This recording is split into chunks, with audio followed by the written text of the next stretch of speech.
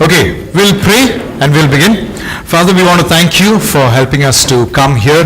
Lord, we pray that even as we embark, Lord, on this 6-week series on purpose-driven life, we want to pray that, Lord, you would speak to us.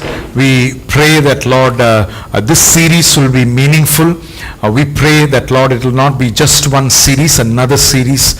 But, Lord, we pray that the specific things, Lord, that you want us to change or grow, Lord, we would be able to see that in our lives, Lord, by your strength and by your grace, Lord. Lord, we pray, speak to us this afternoon. Help us to share our lives with one another, share our thoughts with one another, and help us to grow in you, Lord. We commit this time into your hands. In Jesus' name we pray, Lord. Amen. Okay, so we're going to start this series called Purpose-Driven Life, and it's a 6-week series, and it's based on a book called Purpose-Driven Life by Rick Warren. And so this particular series, it's done in several countries. It's done in more than 50 countries in different places, and it's been a great blessing.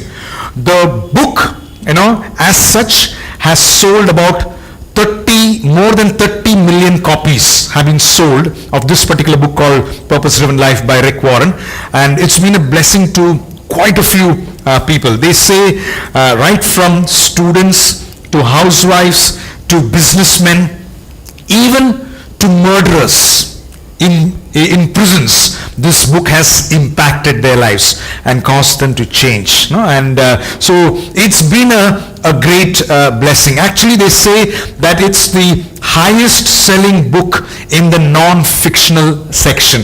So it's so the way he has written it and the way he has shared things has really impacted many lives. So today's topic is, what on earth am I here for, or what is my purpose in life? So as I was just preparing for this talk, what came into my mind was this particular object. And what is this object? Tea kettle. Okay. So I was thinking that when we think about an equipment or an object, of course, like everything has a purpose. Okay. So what do we think would be the main purpose of this electric kettle? What would be the main purpose? Warm water. Correct. Warm water. Hot water. Warm water, hot water, boiling water. Okay. Then anything else? The main purpose. Anything else? Warm water. Give energy to us. Okay, give energy to us. Okay, fine. So water. So heating water. So to various temperatures. That's right. Now, could there be a side purpose or other purposes that we can have for this kettle? What would be the other purposes of this kettle? What do you think? Making Maggi. Again, but making Maggi in this. Put the noodles in this. Okay, fine.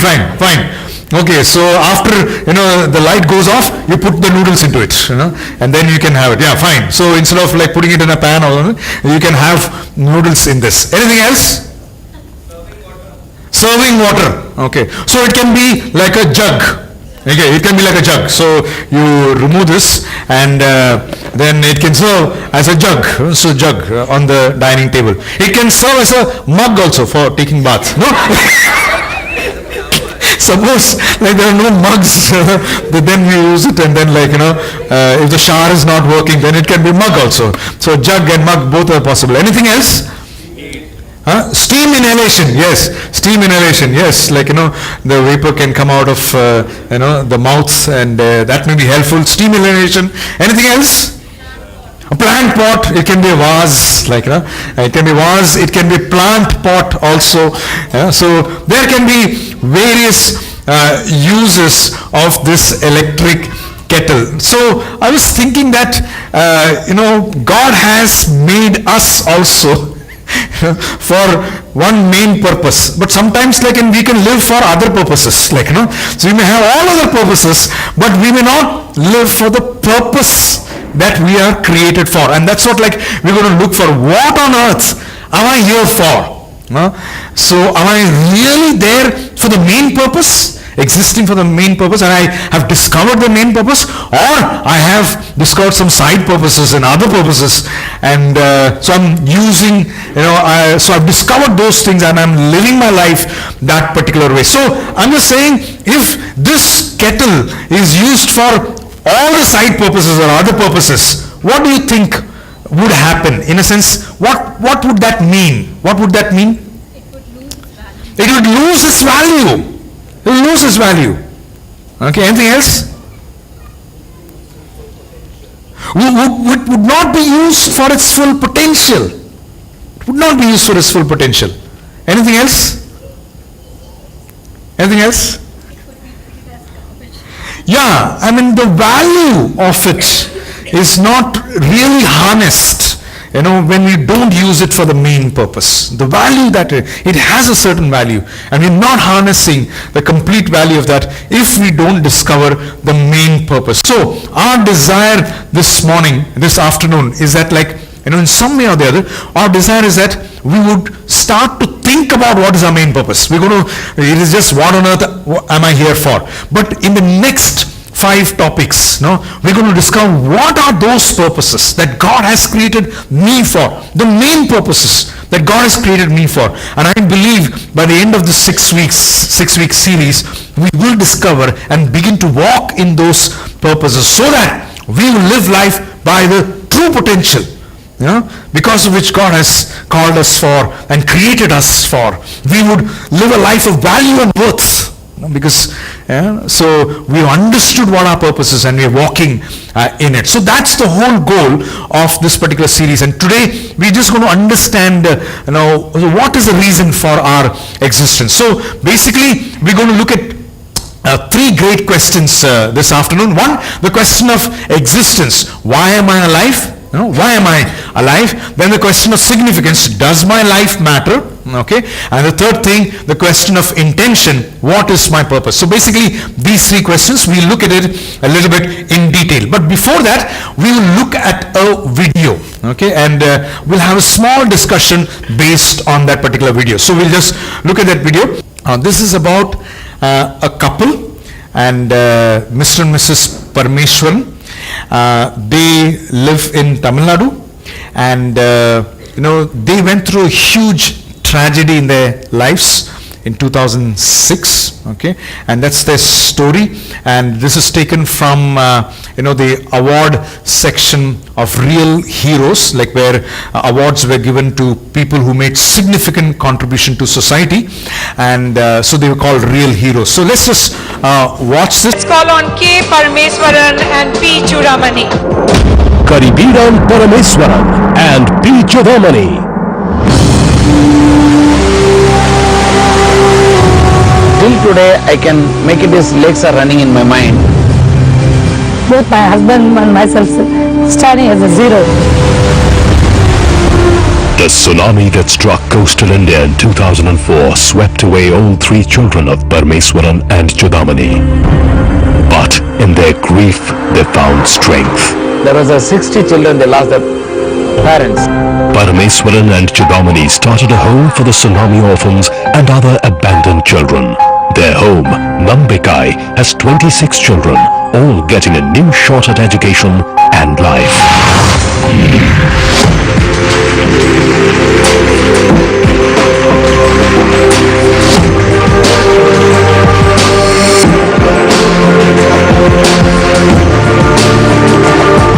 Every time I see your story on TV, it's when we've been playing it over the last month, it's a great story. It's a story where you've overcome tragedy to get great strength. I salute you, sir. I salute you. Losing own 3 kids on birthday of my 26th December 2004. Just visiting in the morning, kids, wish you happy birthday, daddy. Within an hour, we are playing on the beach. We are floating on the water. He was crying, daddy, daddy.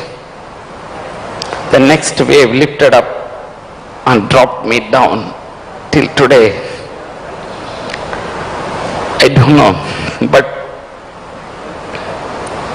after burying digging the grave for her own 3 children and burying husband and wife. 3 days we couldn't manage. My wife is not started speaking to any word. 3rd night we thought of, we don't want to see the tomorrow day. Unbearable pain. We want to close life, but my wife encouraged me that, can you allow me one more day? All these days we trusted God, helped us to come up. I am working as an engineer with ONGC. My wife works with administrative officer with LIC. With all the facilities, even 5 rupees we could not spend for my own kids on the day of the last rites of my children. Then 4th day morning, my wife spoke to me that God is speaking to me in my heart that when I saved your husband in thousands of the tsunami, do you think it's not possible to save your children? I have purpose on you. She came and encouraging me that. The same day, when we are nearby villages going there, there's a 60 children, they lost their parents. My wife said, I could see my children in this group. They lost their parents, we lost our children. Can you allow me to pick up 1 or 2 kids to along with me? First time I came out of the home without kids. I want to take the kids with my home. So there's a village people sent with us 4 kids on 4th day of the tsunami. Now 26 are living with us at my home.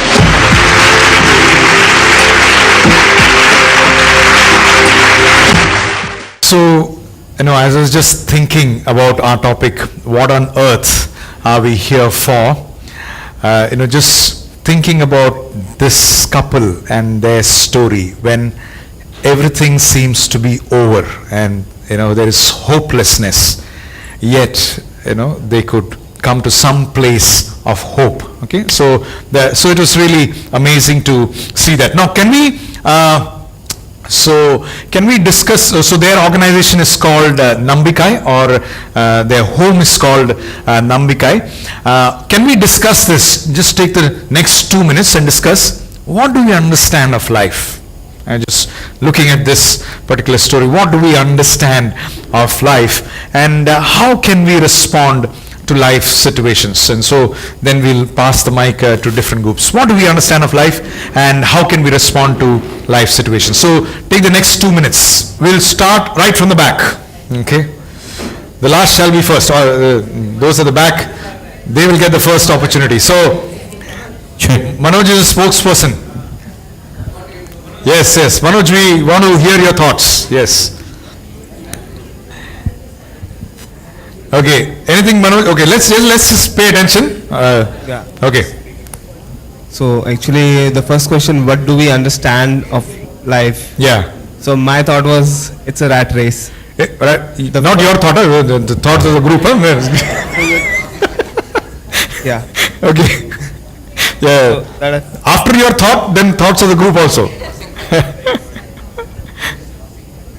and we are just passing by. It's not a permanent rest. So we're just passing by.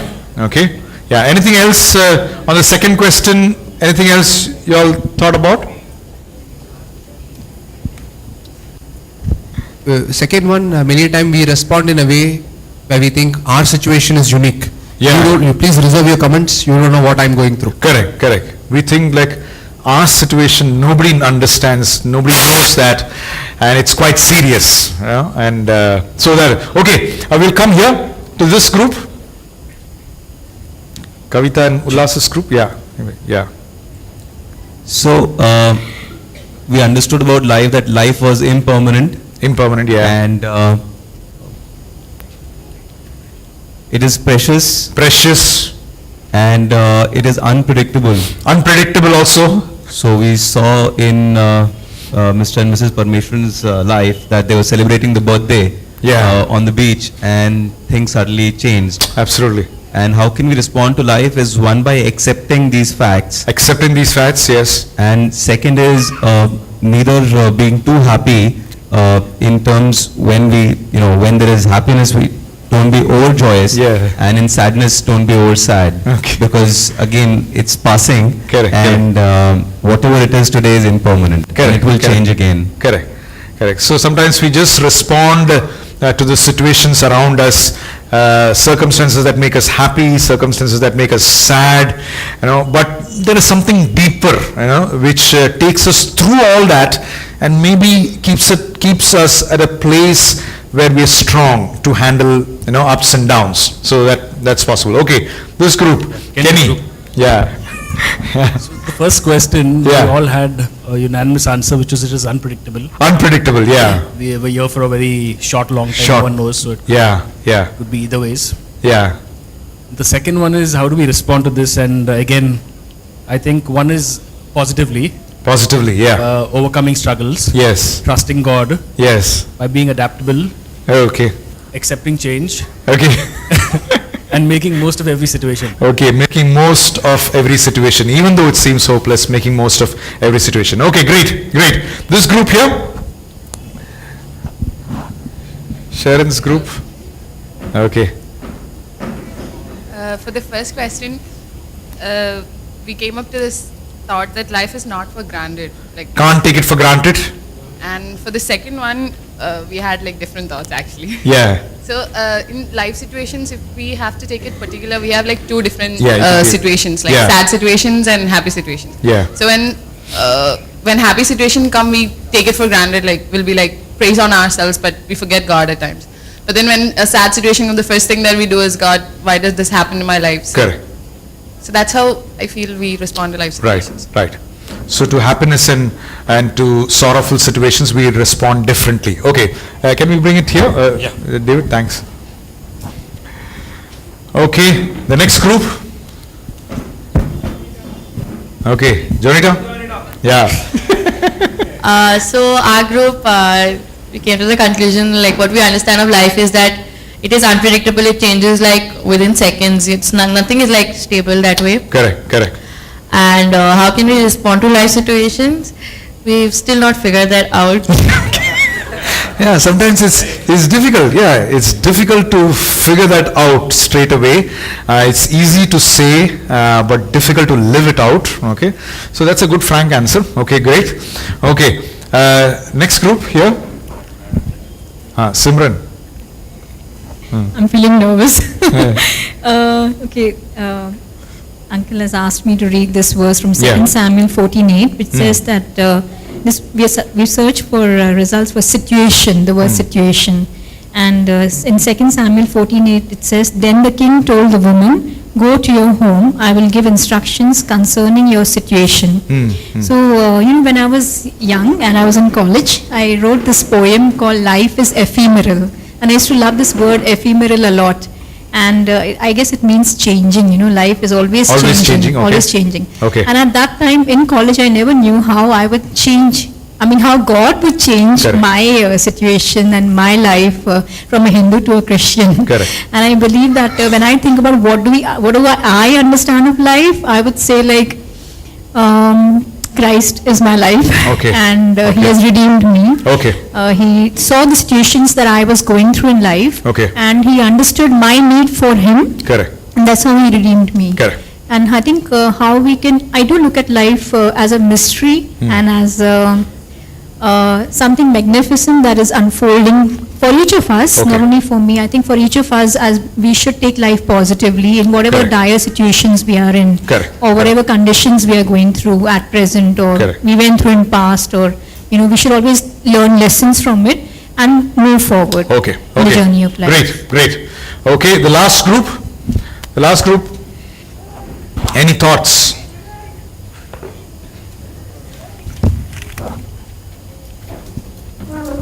Vivek. I don't think anything new in life. Anything new? Okay. So we feel that life is unpredictable most of the times. Yeah. And sometimes it can be uncontrollable, and how we see always is sit in a box and see what we can see, but yeah, I think we always miss the bigger picture. Yeah. Just coming out of the box and seeing what God is doing through that situation. Right. So perhaps how we can respond is just looking towards God. Looking towards God, okay. Yeah. Anything you want to add, Nikhil? No, nothing much else. So, going off the second question is basically the same thing. How can you respond to life situations? You have to maintain a certain amount of faith. You can rely on the people who love you, your loved ones. And certain amount of faith is okay. Little faith is okay. Little bit, okay. Not too much. Yeah, but maybe they needed much more, I think. Or Okay.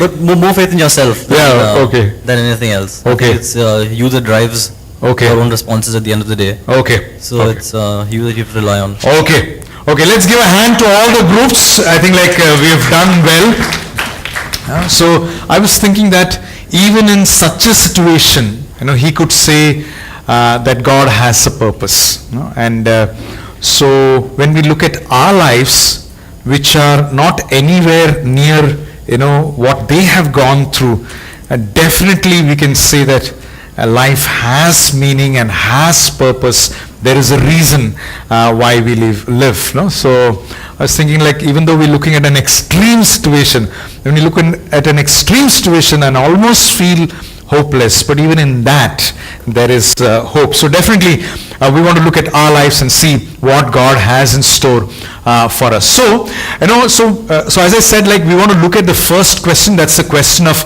existence. Why am I alive? So if you can just slightly turn towards the screen. Why am I alive? So actually this is not a new question. It's a very old question that one of the old prophets, many years ago, he asked in Jeremiah 20 and verse 18, why was I born?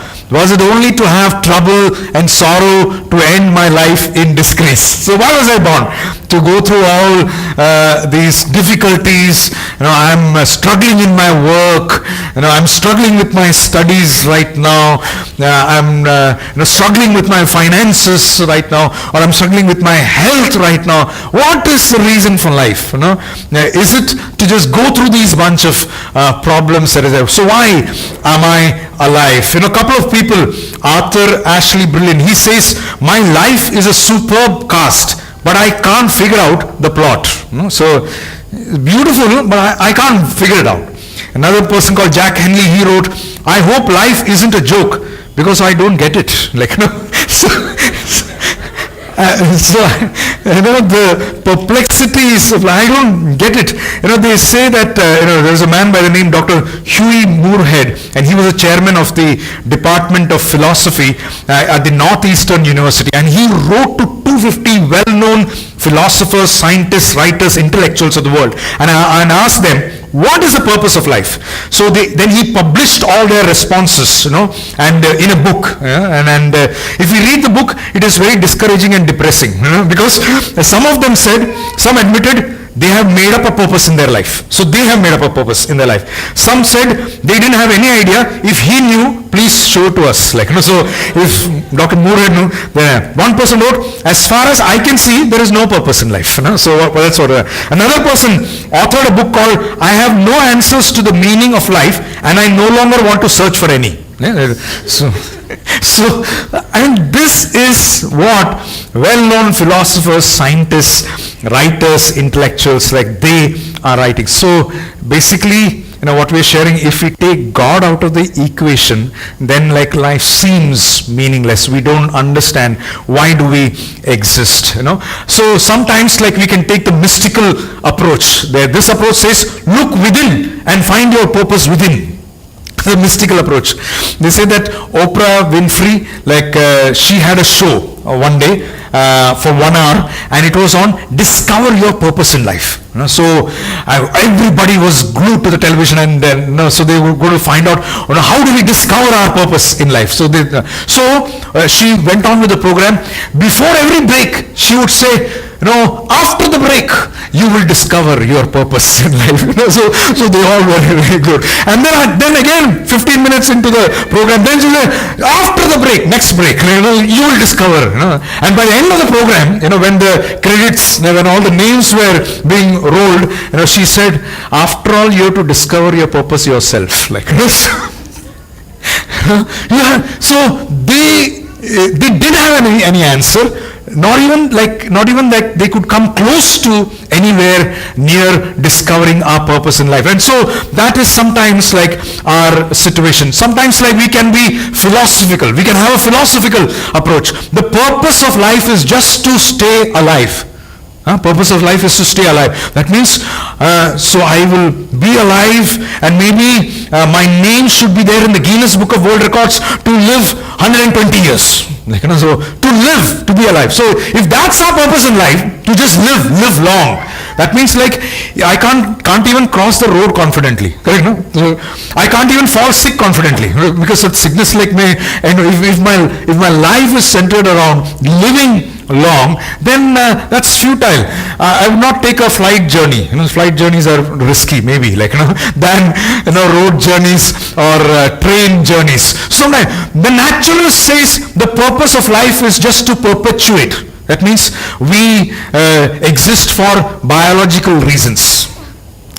So we exist to reproduce, to have children, and so perpetuate. That's what like a naturalist would say. Actually, a rap artist by the name Ice-T, he said, the only reason we are here is to reproduce.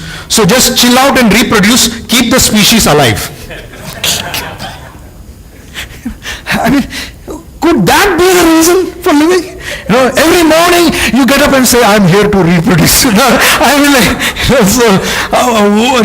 what will motivate us to just keep the species on? How could we do that? How could we live that way? The materialist says that life is all about acquisition of things, and we know that even if we buy the latest thing, we'll be fascinated about it for a day, and then we lose the charm behind all those things. The hedonist says the purpose of my life is pleasure, fun, parties, or movies, and so that also is meaningful and meaningless. And we can have self-help approach also. If we go to the bookshop, like there will be so many books trying to tell us like what can be the purpose, but they say the same thing. You've got to invent your purpose. You've got to invent your purpose. So I mean, all these things does not help, but the Bible has something to say. The Bible has something to say. It says the Lord has made everything for his own purpose. So can I just ask this particular group,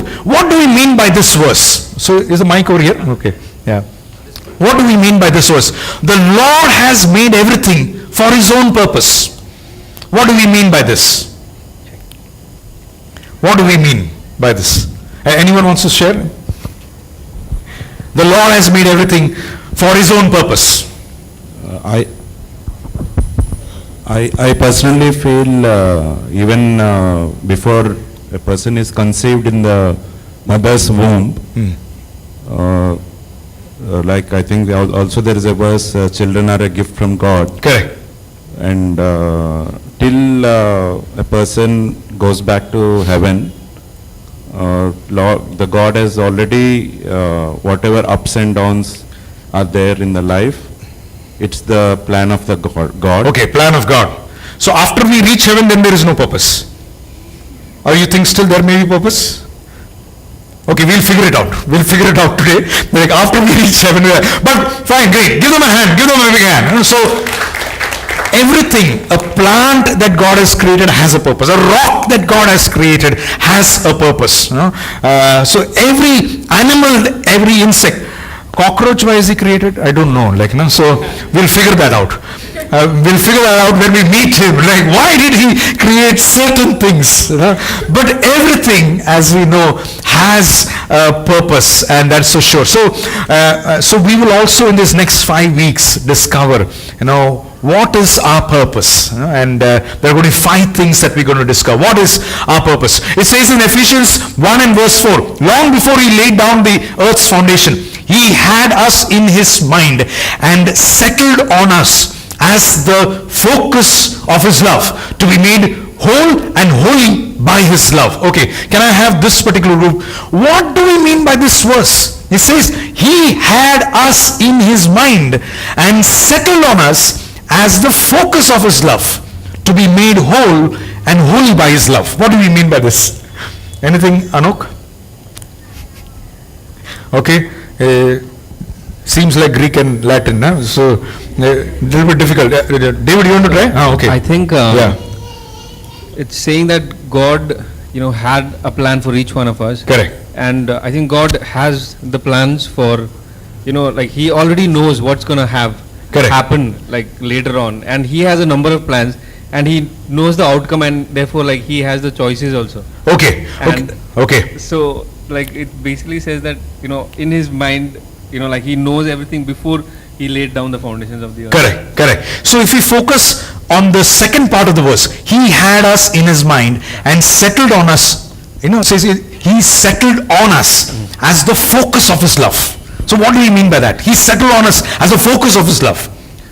So who's the focus of His love? So it is us. Us. So I mean, it's so amazing. I mean, not only He has created us with a purpose, our purpose is in God, but He has chosen us to be the focus of His love. So, I mean, to just understand that aspect, that so today's worship, as Joanne was saying about Psalm 136, His love endures forever. His love endures forever. And His love, so it's not just His love for the plants endure forever. His love for us endure forever and ever. Even when we go away from Him, His love endures forever. So, to just know that He has made us the focus of His love. Okay, the focus of His love. That gives me hope in every situation. Is that right? Is that possible? That He loves me, and His desire is for me and to change me, irrespective of what I go through. So that desire, I was thinking about many of us from here, or some of us from here, go for the Street Kids ministry. And some years back, some of the volunteers, they were saying that, Uncle, there are so many organizations, who are going there. There is a mobile school organization which takes these kids like for schooling and all that. And then there are some other organizations that give them toys and so many other things. So we are going there on Sundays, just for 2 hours, and interacting with these street kids. There are about 30 of them, in 3 different places. So we just interact with them. But you know what? Those children were telling us, that Bhaiya, there are so many people who come and give us so many things. But y'all are the only people who love us. They give us a lot of things, but y'all love us. We don't want things. We want love. And they were saying that some of those people who would serve, they'd be so rude. They would just do their job. They would just, do whatever they were supposed to do and then go back. And these children, noticed the difference. As our volunteers went there, they saw love in their eyes. And so I'm saying that it is love that we desire. And I'm saying that God sets us as the focus of His love. He loves us. Even if no one loves us, He loves us. And so there is a reason for us to live and exist in this world. So I'm just saying, if we may be going through some difficulty in our workplace, know that God loves us. We can't give up. We can't give up. We look back again at that story. They did not give up. If we may be going through a certain sickness, know that God loves us. We may be going through, maybe we may be living alone or feeling lonely, know that God loves us. We may be going through a breakdown in some relationship, know that God loves us. We may be going through a financial crisis, we need to know that God loves us. For God so loved the world. And I'm thinking, what would have those people thought? That God, so they could have, thought about, what is this God? He has taken away the lives of these 3 kids of ours, these precious kids of ours. They could have said, this God takes things from us, takes away life. But when we look at this, we understand He is a God who loves us much more than His Son. So much more than His Son, that His Son was sacrificed so that we would, be purchased by His blood and become His children. and through him have life. So I believe that even when they saw the loss of the 3 children, they would have still understood that here is a God who gives rather than takes. It's not a God who takes life but gives life. Is it easy or difficult to understand? At that point of time, I'm just saying it would have been difficult. They would have made that statement, what is this God? Or people would have said, if we look at his story, he says his brother who does not believe in Jesus and came to him and said, where was your God when your children, were drowned? Where was your God? And he could have said, oh, where is my God? But still in that, God spoke to him and he understood that there is a purpose for us in our life. So, here is a God who gives life and not a God who takes life. And we understand from this verse. So God sets us as a focus of his love. There is meaning, there is meaning. Why do I live?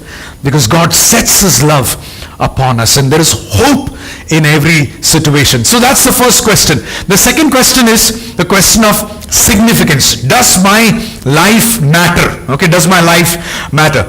It says in Isaiah 49 and verse 4, it says, my work all seems so useless. I have spent my strength for nothing and for no purpose at all. So Isaiah is saying, so does my life really matter? So is there meaning in this life? Does it make sense? Why do I live and does my life really matter? It says that, they say that during World War II, the Nazi soldiers, they were taking care of prisoners. They were taking care of prisoners and they were making these prisoners work in a sewage treatment plant. And so putting them to work in the sewage treatment plant. But the Allied forces, they bombed that sewage treatment plant and so everything was destroyed. So they had no work to give to the prisoners. So what they told the prisoners was that every day morning you take stones from one place and take it to the other place. Next day go to the other place, take the stones from there and bring it back to the original place. So every day they would take stones from one place to the other, from the other place to this place, same old place. They say a strange phenomenon happened.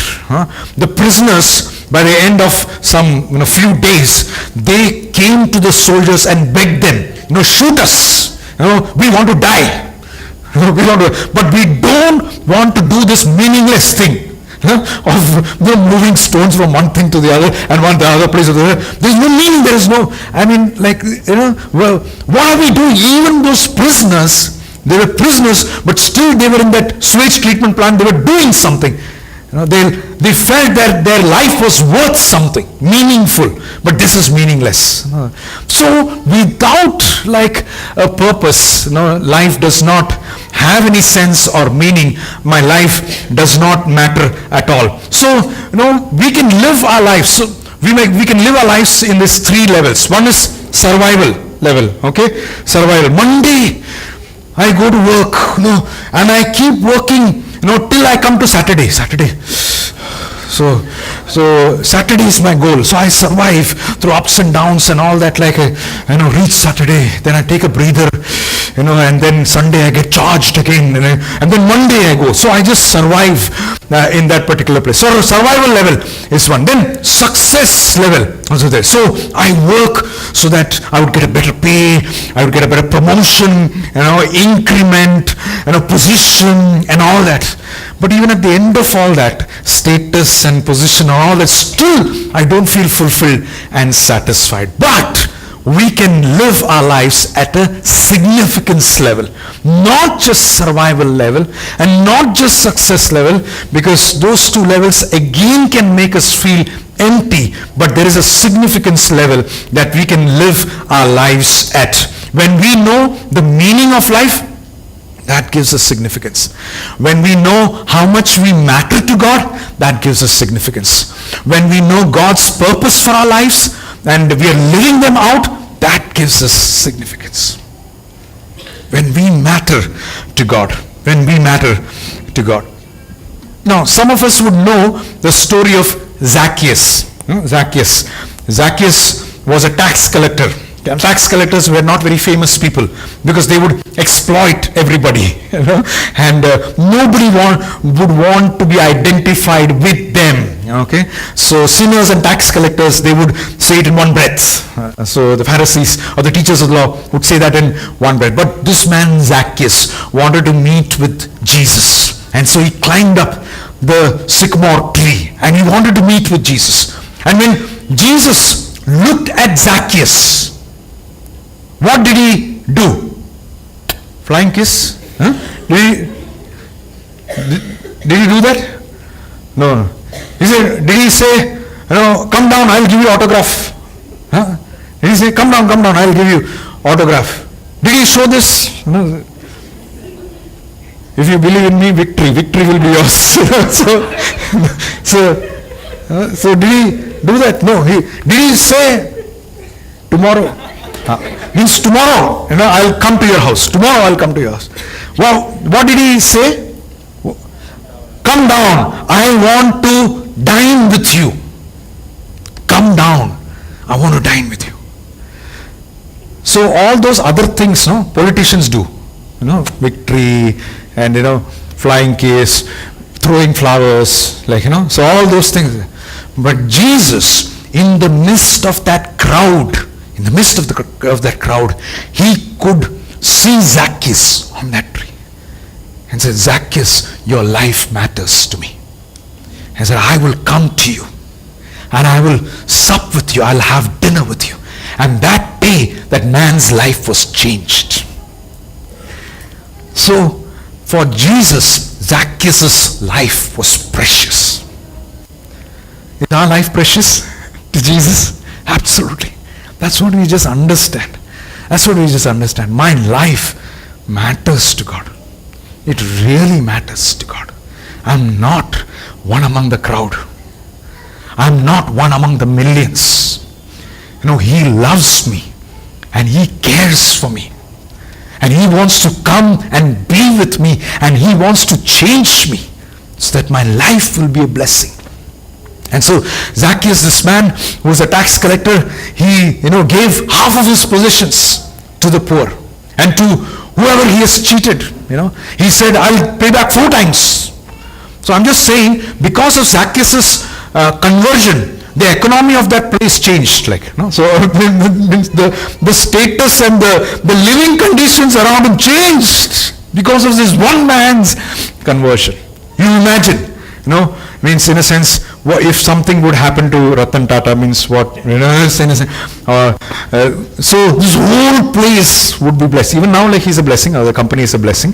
But when God touches us, he changes us. And that's what he did for Zacchaeus. Okay, it says in Isaiah 44 and verse 2, I am your creator. You were in my care even before you were born. Okay, can we go to the last group over here? What do we mean by this verse? I am your creator. You were in my care even before you were born. What do we mean by this? Yeah, Kenny. Yeah, Kenny or anybody. Another person. Okay. I would read it as even like somebody said earlier, that even before you were formed in your mother's womb, Correct. he already had a plan for you. Correct. He was already taking care of you. Correct. So it was we were made with that purpose, that there was already history to that. Absolutely. Okay, great. Another verse, another team, maybe this team in the front. Okay, you, talking about God, scheduled each day of my life before I began to breathe. Every day was recorded in your book. Any thoughts on this? Tinku can share. Huh? Yeah, anything? I think it's almost the same, but any other different thoughts you have? Anyone from the group? Okay. Okay, I guess it's a solution to, if I'm sitting here right now, it was not planned by me, but was planned by God. So I think that's what it means. Correct. So you're not just a number in the RG service.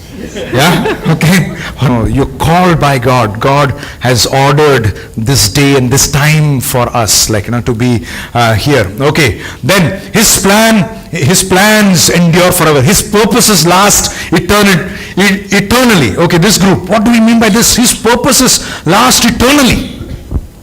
His purposes last eternally. So somewhere we touched here, okay, it's coming to anybody. His purposes, here we touched it, does his purpose last only till we reach heaven? Okay? Okay, what do we mean by this? His plans endure forever. His purposes last eternally. Where is the mic? Okay. Yeah, so I think like when we decide on doing something, we only decide till we are like, attracted to that, or till the time when we're excited about it. But God is like, in all circumstances, He's the same. So correct. His purpose remains constant no matter what circumstances we are in or what way we behave. Correct, correct. So eternally His purposes remain the same. So here we live on this earth. How many years? 75. Correct. Let's pray we'll live 75. Okay. Yeah, 75, 80, whatever. So that's it. But there is a life that is yet to come, which is about 75,000 years. So if we take our life is something from here, I'm just saying something from here to Borivali. Is there anyone from Borivali here? Malad. No? So if our life is from Borivali, okay, or Malad, INS Hamla, from here to our life is still there. If we have a string and then it goes up till Malad. No? So if our life is something like that, a string that goes from here there till Malad, then our present life on earth is something, between our door to Kolaba post office. Our present life is only that much. Is only that much. And the life after death is so much more. Is so much more. But what happens in that so much more depends on how we live our life in this life. In this life. But His purposes last forever. For eternity. Okay, the next verse, 2 Corinthians 5 and verse 1, when this tent we live in, our body here on earth is torn down, God will have a house in heaven for us to live in, a home He Himself has made, which will last forever. Okay, the last group there. Any thoughts on this? Any thoughts on this? A home He Himself has made, which will last forever. Any thoughts?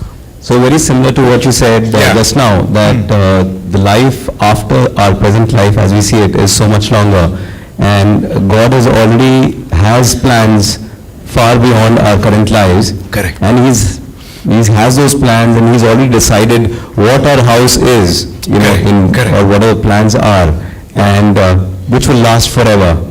Absolutely. So eternally, as we read earlier. Okay, great. So His purposes for us is not only here on earth, but for eternity. Our life matters for Him not only here on earth, but for eternity. For eternity. That's such an amazing God. Such an amazing God. Such an amazing Father that our life matters to Him even after our life on earth. So, first question was a question of, do you remember? Existence. Second question, significance. Okay, we go to the third one, the last one, and then lunch is ready. I can hear some noises. No, I can't hear. Okay, question of intention. What is my purpose? David asked this question, Psalm 89 and verse 47. Why did you create us? For nothing? That's what like David said. Proverbs 9:10 and verse 10, it says, knowing God results in every other kind of understanding. Why did you create? That's what like, but our purpose. What is my purpose? And so here in Proverbs it says, knowing God results in every other kind of understanding. Actually, like they say that a very famous, great atheist philosopher of the last century, his name is Bertrand Russell. He's from UK, and when he was an atheist, he said, unless you assume the existence of God, the question of life's meaning and purpose is irrelevant. He was a very honest atheist, I think, because without God, it didn't make sense. Life didn't make sense. And so he said, only if, though he didn't, only if then it makes sense. So that is true. So when we look at the kettle, so we described many purposes and all that, main purpose, other purposes, but the true purpose, where can we know the true purpose of this kettle? Manual. Correct. By the people who created it or the manual. Proverbs 9:10 says, God, knowing God results in every other kind of understanding. Colossians 1:16 says, for everything, absolutely everything, above, below, visible and invisible, everything got started in Him and finds His purpose in Him. So we find our purpose in Him. What are those purposes? We'll discover in the next 5 weeks. But we find our purpose in Him. We find our meaning in Him, and that's what like the Bible tells us. The last verse we want to look at, it says Ephesians 1 and verse 11. It is in Christ that we find out who we are and what we are living for. Part of the overall purpose, He, that's God, is working out in everything and everyone. When we watched another clipping of what Mr. Parmeshwaran was saying, so the same man asked him the question, sir, I don't understand, how did you find the grace, to rebuild your life? How did you find hope in life even after you lost everything? And this is what Parmeshwaran said. He said, sir, normally we live our lives depending on ourselves. And he said, that I is important. The I is most crucial. I will do it, and so it depends on me. The strength comes from me, abilities, everything depends on me. But sir, if you cross that I, so he struck that I, you will see there is a cross. That cross gives me hope, gives me faith, gives me strength in every situation. That cross, has helped me to rebuild my life. And that's so true, because we believe that even as Christ died on the cross for us and He was buried in the grave, on the third day He rose again.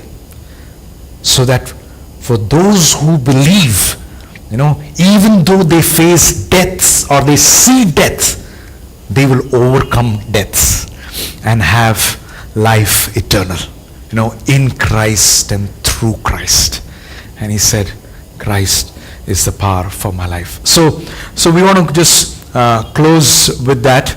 We looked at the question of existence and we realized I'm loved by God. Why do I exist? Because I am the focus of His love. I'm the focus of His love. So I know there is a purpose in my life. The question of significance, I matter to God. I'm not a number. I'm not just a dot on this universe. My life matters to God. The question of intention, my purpose is in Christ. And we will look at the next 5 purposes in the next 5 weeks that we would do purpose-driven life. Okay?